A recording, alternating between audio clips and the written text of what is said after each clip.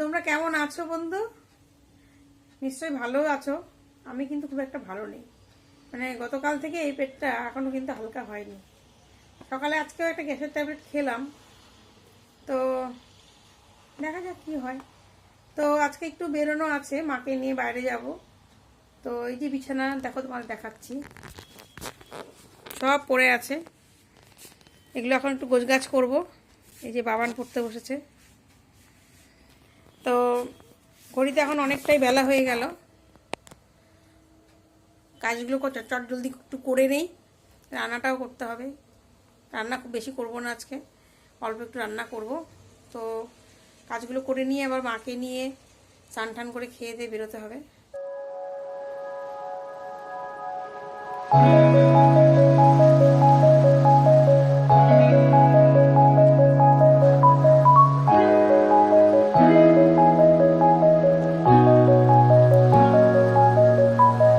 ধুপিঘাটে চলে এসেছি, তো এবার টিকিটটা কেটে নিই, তারপর লঞ্চে করে বার হতে হবে।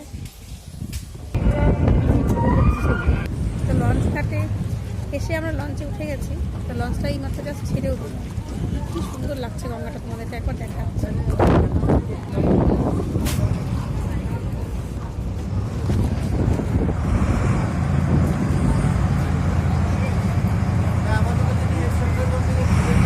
সকাল সকাল চান করেছিলাম, তো চান করে ভাতটাও খেয়ে নিয়েছিলাম। বেশ সুন্দর আজকে রোদ উঠেছে, ঘুম ঘুম পাচ্ছে এখন। এই যে সিগনালে দাঁড়িয়ে গেছি।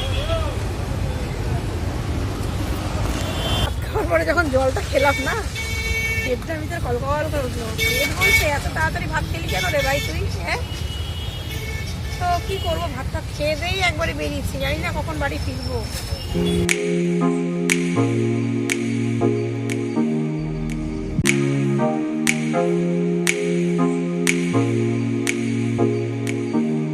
বাবার বাড়িতে এই জাস্ট এলাম, বাবার সঙ্গে একটু কথা বলি, কথা বলে বাবাকে সব বিষয়গুলো বলি যে ডাক্তার কি বললো না বললো। তো তারপরে ওই বাসায় যাব। ওখানে বাবু বাবান আছে, বাচ্চা দুটো অনেকক্ষণ থেকে একা আছে, এবার ওখানে যাবো। অনেকক্ষণ হলো প্রায় এসেছি বাড়িতে, মানে বাবা বাড়ি থেকে গেছিলাম, তো তোমাদেরকে তখন দেখালাম। বাবা বাড়ি থেকে বাবার সঙ্গে বসে গল্প করলাম, বাবা একটু চা করলো, আমি মা বাবা তিনজনে বসে চা খেলাম। তো বাবাকে সব কথাগুলো বললাম কি কি হলো না হলো। তারপরে কিছুক্ষণ পরেই চলে এসেছি বাড়িতে। তো বাবা আর বাবু আজকে সারাদিন একা ছিল, কারণ আমি প্রায় বেরিয়েছিলাম 11:30 নাগাদ, আর বাড়িতে ঢুকলাম এই 7:20-25 নাগাদ। তো তারপরে বাচ্চাগুলোর সঙ্গে কথাবার্তা বললাম, গল্প গুজব করলাম ওদের সঙ্গেও। করার পরে বাবান কিন্তু সে সারাটা দিন আমার অ্যাবসেন্টে ও কিন্তু ভালোই বাড়ি সামলেছে। মানে আমি তো চলে গেছিলাম, মেশিনে সে কাপড় ঠাপড় দিয়েছিলাম, ওগুলো ছাদে দিয়ে এসছে, ছাদ থেকে তুলেও নিয়ে এসছে, সেগুলো আমি এখন ভাজ করতে বসলাম।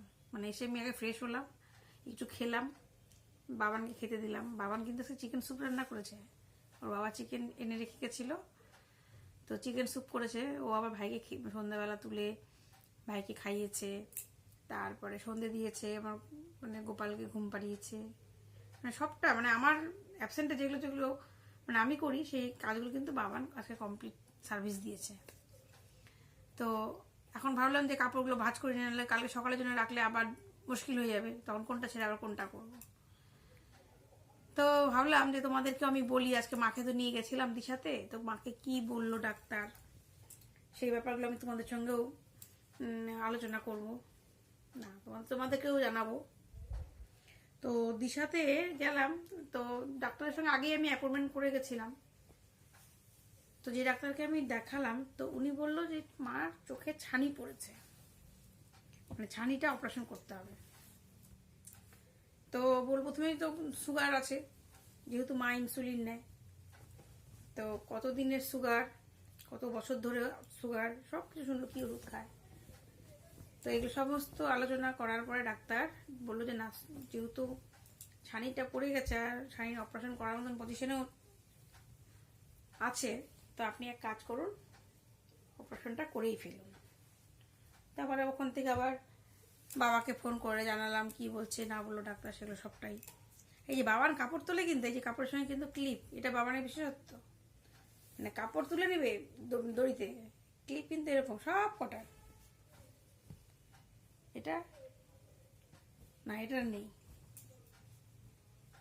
তারপরে তারপরে তারপরে আর আচ্ছা, আবার পেলে আবার দেখাবো। হ্যাঁ, এই যে বাবা, এই যে মানে কাপড়ের সঙ্গে ক্লিপ, এটা থাকবেই বাবানের কিন্তু। এই যে তবু যে মেয়েটা করেছে এটাই অনেক। বাবান ঘরে না থাকলে অবশ্যই এগুলো ছাদেই পড়ে থাকতো ততক্ষণ। তো ডাক্তারের কাছে আমি তখন ডেট নিলাম অপারেশনের। এই জানুয়ারি মাসেই মায়ের চোখটা অপারেশন করা হবে, কারণ এরপরে আমার টাইম হবে না। আর যেটা করতে হবে আমার মনে করে নেওয়াটাই ভালো, তাই না বন্ধু বলো? তো এর মধ্যে আবার একদিন আমাকে যেতে হবে, কাল পরশুর মধ্যে, হয়তো কালকে আর যাবো না, কারণ শরীরটা না দিচ্ছে না। আজকে শরীরটা খুব টায়ার্ড হয়ে গেছে, মানে শরীরটা এখন শুধু মনে হচ্ছে কি বডিটা শরীর বিছানায় ফেললেই একদম শয়নে পদ্মলোচন, সে অবস্থা আমার হবে এখন। এই যে বাবুর স্কুলের ড্রেসগুলো ঠিক করে গুছিয়ে না রাখলে সকালে খুঁজে পাবো না। তো পরশু দিন ভাবছি যাবো, গিয়ে দিশাতে সমস্ত কিছু ফর্মালিটি মেনটেন্স করার ব্যাপার আছে, সেগুলো করে আসতে হবে। তাহলে কি হবে, ওটির দিন গেলে তাড়াতাড়ি ওটিটা হয়ে গেলে মাকে আবার নিয়ে বাড়িতে চলে আসা যাবে। তো ডাক্তার এই বললো। তো মা তো শুনে এটাও টেনশন করছে, বাবা ওটি হবে কি হবে না হবে। তাই আমি যে তোমাকে কাটাছেড়া কিছুই করবে না, তুমি নিজেও বুঝতে পারবে না। তখন আবার বলছে তাহলে বাড়ি ফিরতে পারবো তো? আমি কেন, তুমি কি টাংটোপলা বেঁধে বৃন্দাবন যাওয়ার প্ল্যান করছো নাকি? তখন বলছে না, তা কি রকম কি হয় না হয়। আমি অত চাপ নেওয়ার কোনো কারণ নেই, অপারেশন হবে তুমি বুঝতেই পারবে না, 10 মিনিটের মধ্যে হয়ে যাবে। যাই হোক, বয়স্ক মানুষ তো একটু চিন্তাভাবনাগুলো একটু আলাদা ধরনের করেন। তো এই তো হলো আজকে ব্যাপার। আজকে তেমন সকাল মানে কিছুই কাজ করা হয়নি দুপুরের পর থেকে। তো ঘর বাড়ি এরকমই পড়ে আছে মোটামুটি। বাবা অনেকটা গুছিয়ে রেখেছে অবশ্য, আমি থাকলে কিছু করতে চায় না, না থাকলে কিন্তু ভালোই সার্ভিস দেয়। মাঝে মাঝে এরকম ফেলে চলে যেতে হবে। ছেলে বলে মা কখন আসবে দিদি, আর এখন দিদি তো বড়, মায়ের ভূমিকা পালন করছে। দিদি বলছে আসবে রে আসবে, তুই ঘুমা ঘুমা। এই যে কাপড়ের মধ্যে ক্লিপ, এটা কিন্তু মাস্ট। কি আর বলবো, বাচ্চা মানুষ তাই করেছে, এটাই বিশাল, তাই না বন্ধু? কিন্তু যেহেতু আমি তোমাদেরকে সবটা বলি, তাই জন্য পুরোটাই মানে কোনো কিছু কিন্তু আমার কাছে লুকানো চুপানো না, যেটা হয় সেটাই বলবো। মানে একবারই দেখানো করানো সেটা না, বাবা যেটা করেছে সেটাই বললাম।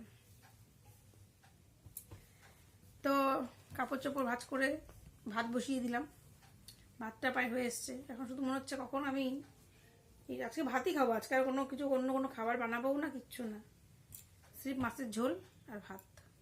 আর কিছু রান্নাও আজকে কিন্তু তেমন হয়নি, কিন্তু কারণ খুব তাড়াতাড়ি খেয়ে দিয়ে বেরোতে হয়েছে। তো আজকের ব্লগটা যদি তোমাদের ভালো লাগে তাহলে লাইক করো, কমেন্ট করো। আর আজকের ব্লগটা এখানেই আমি শেষ করছি। সবাই খুব ভালো থেকো, টাটা, গুড নাইট।